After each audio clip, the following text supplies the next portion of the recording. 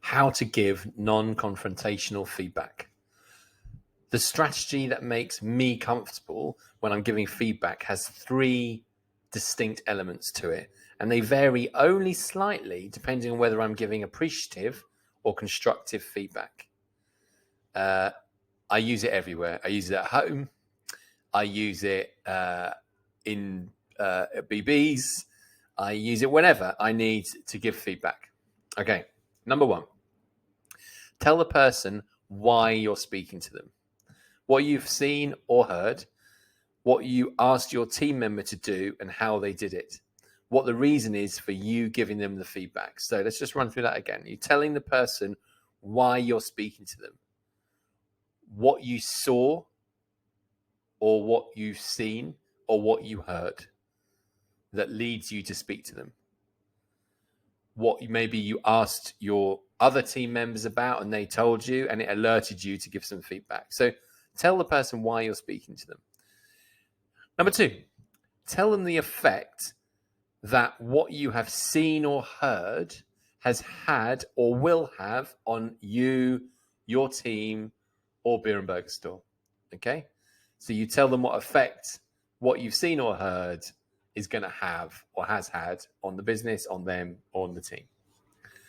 And then tell them what you want them to change or continue to do. Constructive feedback, appreciative feedback.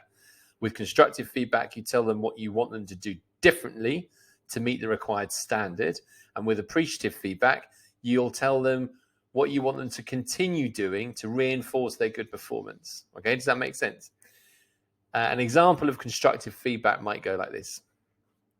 Sue, I've just listened to you answering the phone. You answered it within 3 rings, which is great, but remember to use your name to make it more personal and warm like this. Good morning, blah, blah, blah.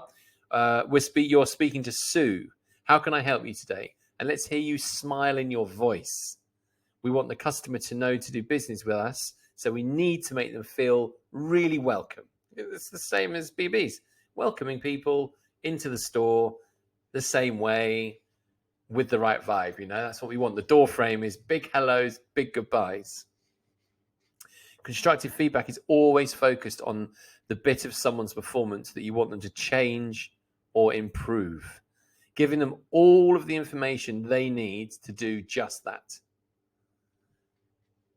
Okay, so let's run through that example just one more time, and we'll make it a Beer and Burger example. Nick, I've just listened to you answering the phone. You answered it within 3 rings, which is great, but remember to use your name to make it more personal and warm, okay? So, hi, Beer and Burger here. It's Nick speaking. How can I help you today? And again, let's hear you smile and have the enthusiasm in your voice. Customer walks in. Hi, welcome to Beer and Burger. How can I help you? Okay? Feedback. An example of appreciative feedback might be, well done, Gail. You answered the phone really well there. You made the customer feel welcome. You gave your name. You made it personal. I could really hear the smile in your voice. Love it. Keep doing that exactly. Okay? Appreciative feedback. This feedback strategy is simple, okay? And it works because it's focused on specifics. Specifically, what you saw, what you heard. Specifically, what you want the team member to do differently to improve or keep doing. It's also completely focused on behavior and not on personality at all. Okay? It's based on behavior and not on personality at all. What do I mean by that? What do I mean by behavior against personality? Okay. Coming up next. Right. As a manager, you can't change someone's personality. According to one study, that's pretty much fixed at the age of 5. But you can observe someone's behavior and then give them feedback, which allows them to change their behavior. We want to give feedback that's focused on how someone has behaved rather than who someone is. So in other words, you did versus you are. Right? You did, not you are. So, for example, a personality-focused bit of feedback, you're so rude. a behavior-focused piece of feedback. You've interrupted me 3 times during this conversation, which makes me think you're not interested in what I have to say at all. Personality feedback. You've got a really bad attitude. Behavior-focused feedback. When you roll your eyes and sigh when teammates suggest ideas, it makes me think that you don't respect them, and it could lead to them not speaking up in the future. Personality focus. You're incredibly selfish. Behavior focused. I've noticed that when a teammate is struggling, you don't do anything to help them, even when you're on top of all your own work. Personality focused feedback. You're very irritable today.